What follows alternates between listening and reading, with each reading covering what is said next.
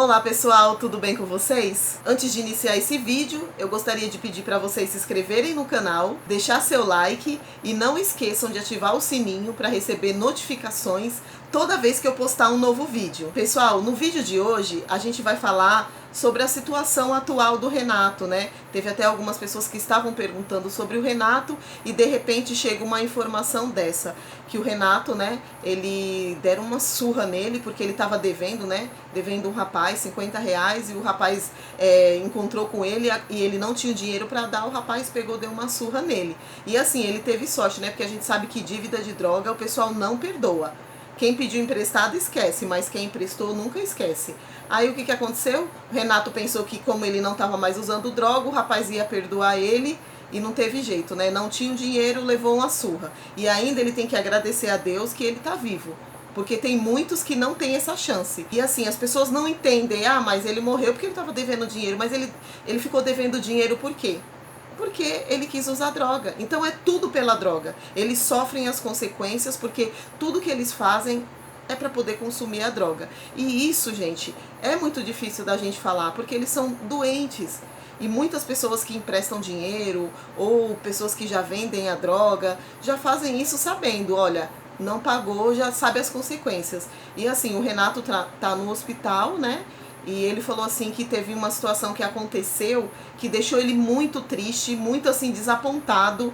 Foi com o Marcos, né? Porque assim, o Renato já ficou no projeto do Marcos, ele ficou quase 3 meses, ele estava usando a moto do Marcos, ele vendia açaí em frente ao projeto, de repente ele falou, vou numa festa, e no dia que o Marcos liberou para ele sair, ele acabou recaindo, porque assim, as pessoas têm que evitar esses certos gatilhos, né, que levam à recaída. Imagina, você tá ali 2 meses e meio limpo, sem usar droga, vou numa festa hoje, não pode ir porque você tá liberto. Não existe isso, gente. Entendeu? Por isso que eu falo, uma vez adicto, sempre adicto, por isso. Porque você tem que tomar cuidado aonde você vai. Não é mais assim, eu posso beber, encher a cara, não. Isso são gatilhos que levam à recaída. E isso não é eu que estou falando, isso é estudo. Entendeu? Então as pessoas precisam entender, é que as pessoas querem falar sobre dependência química e não vão estudar para entender realmente o que é essa doença, entendeu? Então assim, essas pessoas quando elas entram ali na fissura, elas fazem de tudo, elas matam, elas roubam, elas fazem de tudo, gente, para chegar até a droga. O foco delas é a droga. Então o Renato, ele teve essa recaída, né? Foi muito triste porque ele falou, não quero voltar, não quero mais me recuperar, não quero mais ficar e acabou. Aí, de repente, né, o Renato foi pro fundo do poço, gente. Ele ficava, assim, em uma situação de rua que era, assim, lamentável, não tem nem o que falar. De tanta dó que a gente tinha dele. Por mais que a gente sabe que isso, a pessoa tem que aceitar que ele é um dependente e que ele precisa de ajuda. Essa fase da aceitação é muito importante. Por isso que eu sempre falo lá do projeto do Marcos, tem que ter isso. Não adianta, por mais que não segue um protocolo clínico, ele tem que fazer isso porque ele precisa ajudar essas pessoas. Ele não quer? Quando a gente se propõe a fazer algo por alguém, a gente tem que fazer, dar o nosso melhor, 100%. Não é assim, mas eu já estou fazendo. Não existe isso. Ou você faz ou você não faz. Entendeu? Então assim, aí o Renato, né, voltou pro fundo do poço. Aí a Cleude foi, no dia que ela estava dando café da manhã pro pessoal. Aí acabou que viu o Renato e ficou morrendo de dó do Renato e quis ajudar. De início ele ficou meio seco assim com ela, não quis ir, não teve jeito, mas depois ele falou, não, eu quero ajuda.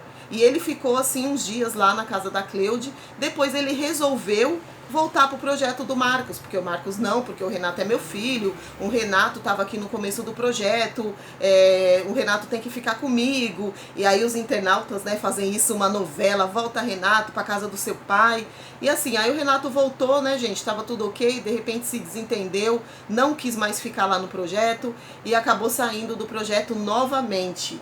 Mas assim, dessa vez ele tá seguindo firme, né? Tá namorando, tem uma pessoa que tá ajudando muito ele começou a fazer vídeo na internet, inclusive ele tem uma página, né? Quem puder ir lá, dar uma força pra ele tava muito firme assim na página, e aí acho que até derrubaram a página dele.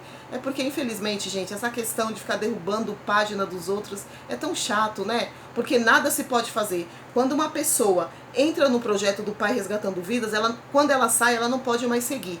Porque todo mundo que se aproxima dela, porque tá querendo ajudar, porque o pai já tinha ajudado antes. E não é assim, gente. A gente tem que deixar as pessoas seguirem seu caminho. Não deu certo ali, não estava tendo resultado, que ele busque algo que dê resultado. A gente só não quer na rua. Qualquer pessoa que fala, não, eu vou ajudar, a gente tem que ficar feliz, dizer, graças a Deus apareceu alguém. Entendeu? Então a gente tem que estar sempre feliz e não ficar com essa coisa, mas só porque o Marcos ajudou, só porque era do projeto do Marcos, que é Ibope. As pessoas têm que parar um pouco com isso, que isso é muito chato. Deixa as pessoas ser felizes, deixa as pessoas falar o que quiserem, deixa as pessoas se expressarem, sabe? Para com esse negócio, aí derrubaram a página do rapaz. Entendeu? E o rapaz ali lutando, fazia culinária, mostrava o dia a dia dele, de repente, né? Mas, enfim, aí ele pegou, saiu do projeto e o Marcos falou que desejava tudo de bom pro Renato, que gostou muito do Renato, que o Renato era um filhão para ele, que independente do que aconteceu, ele torce pelo Renato e que é o melhor do Renato. Aí o Renato falou que teve esse acontecimento aí, levou uma surra, porque estava devendo e ficou caído lá no chão, pediu para algumas pessoas ir lá no projeto, né, pedir ajuda pro Marcos, fala que é o Renato, eu tô caído aqui, eu preciso ir pro hospital, alguém me ajuda. Aí, de repente, né, vieram falar que o Marcos falou que não ia ajudar e que não ia levar no médico. E assim, né, isso aí é contraditório. A gente não pode também chegar aqui e fazer o julgamento, né, e falar, o Marcos é um falso profeta, ele não ajuda ninguém, ele ajuda por conveniência. Se tivesse uma câmera ali, quem sabe naquele momento poderia ser que ele ajudasse.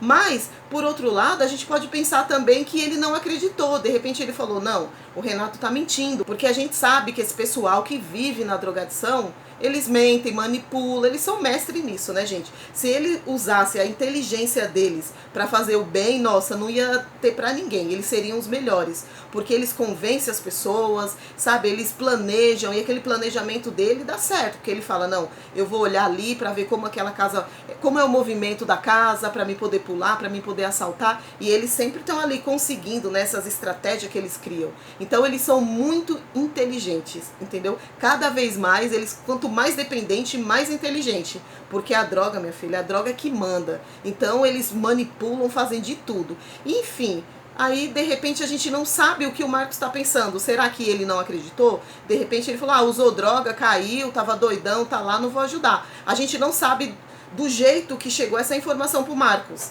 Então a gente também tem que dar o certo pelo certo. A gente tem que ser igual o Paulo, né, gente? Não adianta vir aqui só dizer, não, mas ele não ajudou. A gente não sabe o porquê que ele não ajudou. Mas se de repente ele vir falar, eu não ajudei porque eu não senti na obrigação, então ele está errado. Aí nesse lado ele está errado. Mas a gente não sabe. De repente ele não acreditou que ele tinha levado uma surra, que ele estava mal. Ou de repente essa informação chegou diferente para ele. A gente não sabe. Então a gente quer acreditar no lado positivo. O problema é que as pessoas não conseguem entender quando você fala a verdade. Aí se você fala a verdade, você quer biscoito, aí você quer ganhar seguidores, não é isso. Se eu quisesse ganhar seguidores, eu tava puxando o saco dele. Você não acha que é melhor? Né? Porque só se eu fosse muito burra, pra de repente eu falar, eu quero seguidores dele, aí eu vou falar contra ele. Eu não tenho lado nenhum, gente. As pessoas precisam entender isso, não existe lado Deia, lado Marcos. Pra mim não existe. Eles estão se resolvendo e que a justiça seja feita. Mas eu sou do lado da verdade. Eu tenho esse olhar crítico e as pessoas precisam entender. Eu sou uma pessoa muito bem resolvida. Então, assim, por mais que falem pra mim, entra por aqui e sai por aqui. Não é uma coisa que eu vou ficar me martirizando, ai meu Deus, e agora? Não. Quando alguém fala mal de mim, eu não levo pro meu coração. Então, assim, eu entendo, né, que essa é a vida. Ninguém é preparado para ouvir a verdade. Se você for falar a verdade para alguém, você é inconveniente, você não deveria ter falado. Tem coisas, lógico, né, que a gente pensa, que a gente vê, que a gente não fala. Mas tem coisas que a gente pode falar. Porque se você não fala, vem outra pessoa e vai falar no seu lugar. Então você fala, poxa, se é para falar, que eu fale. Então, assim, eu torço muito pelas pessoas, estou torcendo muito pelo Renato. Quem for de Manaus, que puder dar uma força pro Renato. E a gente sabe que a gente não pode deixar de prestar socorro para ninguém, gente. Pra ninguém. Se você vê um animal de rua ali sofrendo, você tem que fazer alguma coisa. Nem que seja ajoelhar do lado dele e pedir misericórdia para Deus. Mas a gente tem que ajudar. A gente jamais pode olhar um sofrimento alheio e fingir de conta que a gente não viu. A gente não pode chegar aqui também e falar coisas que a gente não sabe. Ele não falou o lado dele, ele não se explicou, ele não falou, gente, pelo amor de Deus, eu ajudo milhares de pessoas. De repente ajuda porque a manifestação dos internautas é grande e sabe se fizer aquilo vai dar ibope, então a gente não sabe. Então vamos acreditar que de repente a informação foi desencontrada. É o que eu espero, né, gente? A gente tem que procurar o melhor lado do ser humano.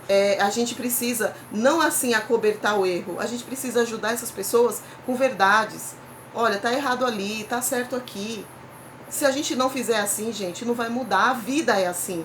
Se a gente não mudar, nada muda. A gente vai passar o resto da vida se lamentando. Ai, meu Deus, por que eu não fiz? Por que eu não fiz? Por que não... Entendeu? Então, pra gente não passar por essa situação, a gente tem que falar, poxa, agora acabou.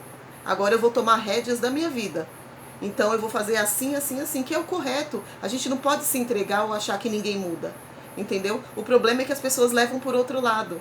Mas não tem problema nenhum, né, gente? Cada cabeça uma sentença. Então a gente não pode falar nada sobre as opiniões das pessoas. Cada um tem sua opinião. A gente pega o que serve. O que me serve, eu vou lá e comento, ou depois falo no privado com a pessoa. O que não me serve, eu passo direto e acabou. Sem ficar na neura por isso, gente. O importante na vida é ser feliz, é acreditar que dias melhores virão. E é isso que a gente espera.